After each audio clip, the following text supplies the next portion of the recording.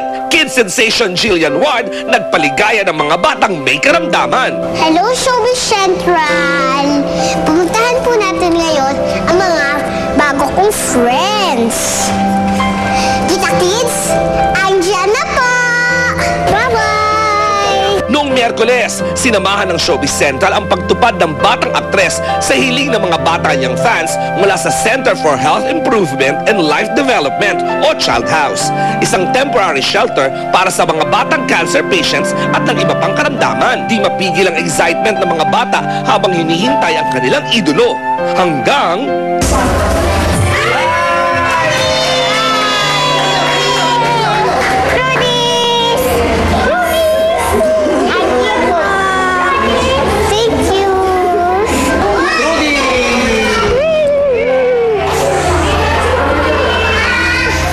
magkamayaw sa tuwa ang kanyang mga batang fans dahil ang dating napapanood lang nila sa TV, ngayon sumasayaw na, kumakanta pa sa harapan nila.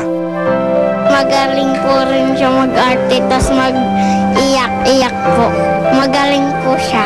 Maganda po siya kumanta, ang ganda ng boses niya. Kasunod ang pamimigay nito ng mga regalo at syempre, mapagsasaluhan sa isang masayang party.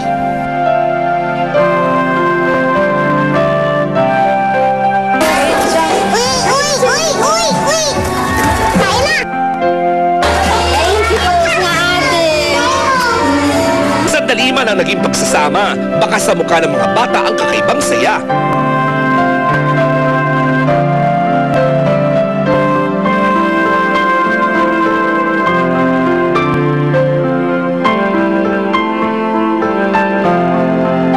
Pag-pray ko kayo, mawawala sakit niyo. Salamat sa pagsuporta ng True Disney Eat. Love you.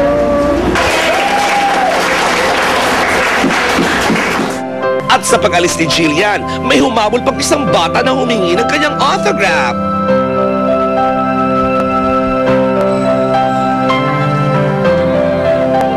Kaya po. Maraming salamat po. Binisita niya po kami dito. Sana po bumalik pa po siya, tas masaya po siya. Gusto ko po pasaya sila lalo at saka gusto ko po pumunta ako dito uli para mapasaya ko sila ulit po. At sa pangakong ito ni Jillian na muling pagbisita, ito ang paalala ng mga bago niyang kaibigan.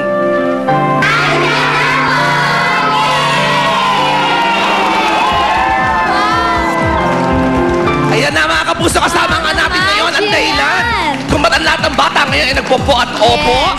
Ayan, ang napakamalik cute na si Jillian Ward. Napakakulit, napaka-smart. Oh, Jillian, tell us the good news sa mga fans ng True Disney. Invite mo na sila dahil magtatapos ng show nyo. Manood po kayo ng True Disney Eat hanggang sa huli. Siyempre, manood sila. Ikakasal sila Tita Ched at Secret. Wow. Secret, alam na rin niya, secret na yung ending. Baka tutukan niyo po yan simula bukas. Yes. Ang uling linggo ng True Disney is syempre sa drama-rama sa hapon. Nako, balita namin na susunod mong show kasama mo si Kuya Richard Gutierrez, si Captain Barbell. Captain Barbell, ganito ang Captain Barbell po. Wow, excited ka na ba sa Captain Barbell? Aba, nanggigigil. May ganun na. Lilipad ka ba doon? Lilipad ka, paano ka, kontrabida ka ba doon o mabait? Ewan Di pa daw niya niya. alam. Okay. O eto ngayon, ako, ang alam ko, birthday ng nanay ko. Ayan, happy birthday sa nanay ko. Happy birthday. Mrs. Sally Lapos ng Friday. At sa bukas naman, birthday ni Mamo Ando de Real ng The Library. Happy birthday sa inyong lahat. Maraming salamat. Ako na, ang cute ng bata. Maraming salamat. Baka mahulog ka. Huwag ka siya lang. Helmas Salon, thank you, Dr. Smanen Pai Kalayan, Dr. Jerry Benaventura, at Tata Gales for this wonderful jacket, heart. Oh, Swatch. Thank you so much, Swatch, sa aking watch na iwan ko sa bahay.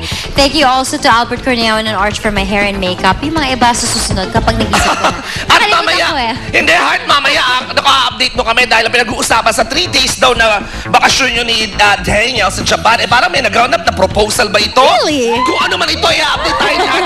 At balita ko, may MTV pa Ang tabayanan niyan later, alligator, ha? Samantala, naku, kamusta na kaya si James Yap matapos ang kanyang polyp operation? At ano nga ba talaga ang namagitan sa kanila ng aktres na si Isabel Oli? At totoo ba daw na pinipigilan daw ni Chris ang endorsement deals niya? May ganon? Those are the questions. James has all the answers. Watch this. Tapos ang kanyang exclusive interview sa Showbiz Central, matagal ding umiwas sa media si James Yap. Pero dahil isa-isang nagsulputan ang mga bagong issue tungkol sa kanya, muli siyang nagpaunlak ng interview para sagutin ang mga ito. Unang sinagot ni James ang isyong hinaharangan di umano ni Chris Aquino ang kanyang endorsement deal kay cosmetic surgeon Vicky Bello. Pinipigilan? Hindi, sa tingin ko hindi naman ganun si Chris eh. Diba? Hindi naman yata niya gawin yun, diba?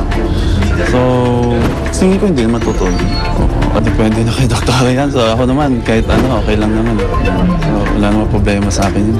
At binigyang linaw din ng 2009-2010 MVP ng PBA ang usap-usapan na meron na siyang nililigawan, si Isabel Oli. Oo, nagugulat na ako dahil nakasalubong ko siya sa isang mall. Tapos hi hello kasi magkakilala naman kami. So nagulat na lang ako, bigla na lang meron ganong chismis, di ba? So, at may kasama siya noon. So, bakit naman ako na-chismis doon? So, boyfriend niya yata. Boyfriend niya yata. Hindi, kung meron na talaga akong, siyempre, di ba, girlfriend or, di ba, sabihin ko na talaga, ako mismo magsasabi na, ito yung girlfriend ko. Pagkagaling niya mula sa Amerika, matatandaang sumailalim si James sa isang operasyon para tanggalin ang polyp niya sa ilong. Kamusta na nga ba ang kalagayan niya ngayon? Okay naman, dahil natanggal lahat yung polyps na nagbabara sa ilong ko. So, makahinga na ako ng maayos.